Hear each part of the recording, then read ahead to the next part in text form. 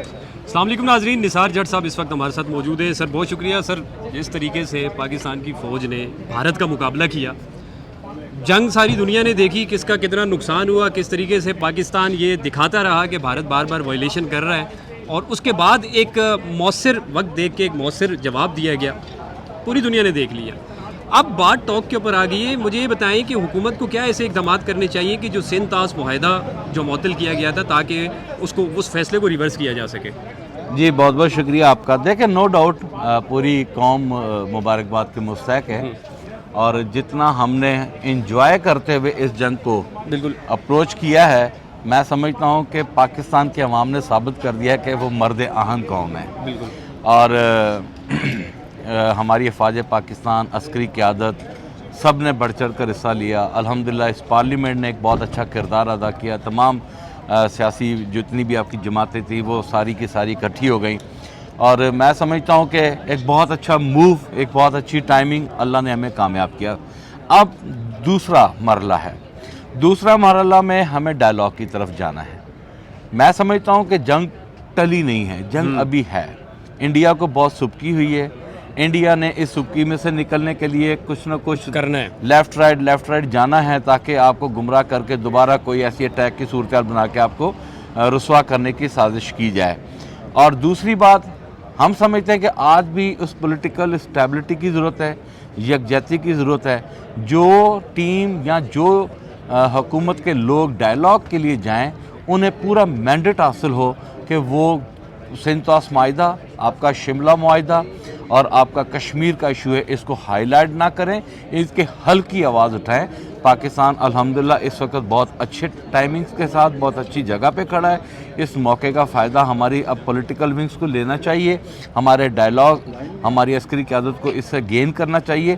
اور تیسری بات میں ضرور کہوں گا کہ پوری کیمپین میں بھارت نے جس طرح ہماری صحافت پر انگلی اٹھائی، جس طرح ہمارے انسٹیبلٹی کے اوپر پولیٹیکل انسٹیبلٹی پہ جو انگلی اٹھائی، میرا خیال ہے کہ یہ ساری چیزیں جو ہیں ان کا بھی ہمیں بغور جائزہ لینا ہوگا، اور آئندہ کے لیے پاکستان کی ترقی کے لیے یہ جو چیزیں ہیں ان کو بھی جو ہے پورا جمہوری طریقے سے جو ہے وہ ایک آگے آنا چاہیے، تاکہ ہماری آواز پوری دنیا تک پہنچے اور ہم ایک کامیاب ریاست کی طرح پوری دنیا میں نمایاں ہوں.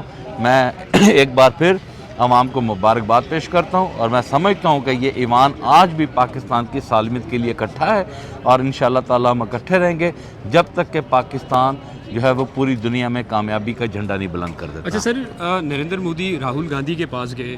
پاکستان کے اندر موجودہ حکومت نے اپوزیشن سے اس طریقے سے ڈائلاگ یا بات کرنے کی کوشش کی ہے کہ جو اتنے سینسیٹیو حالات کے اندر کرنی چاہیے تھی؟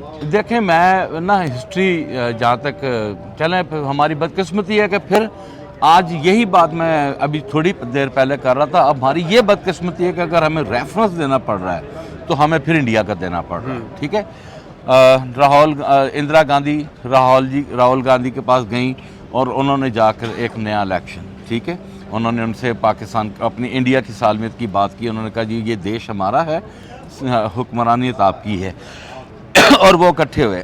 اور دوسری اندرا گاندھی کی ہسٹری میں انہوں نے جب دیکھا کہ انڈیا میں بہت زیادہ کرائسس آ گئے ہیں، تو انہوں نے ریویو کیا، ایک فیئر ٹرانسپیرنٹ الیکشن کرایا، اور اس کے بعد وہ آج تک دیکھیں کہ انڈیا جو ہے وہ ایک جمہوری لحاظ سے پوری دنیا میں اپنا نام بنائے بیٹھا ہے.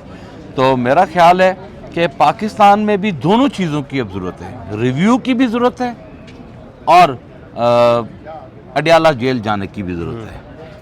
ملک کی سالمیت کی خاطر تمام پولیٹیکل ونگز کو ایک پیش پر ہونا چاہیے، یکجہتی ہونی چاہیے.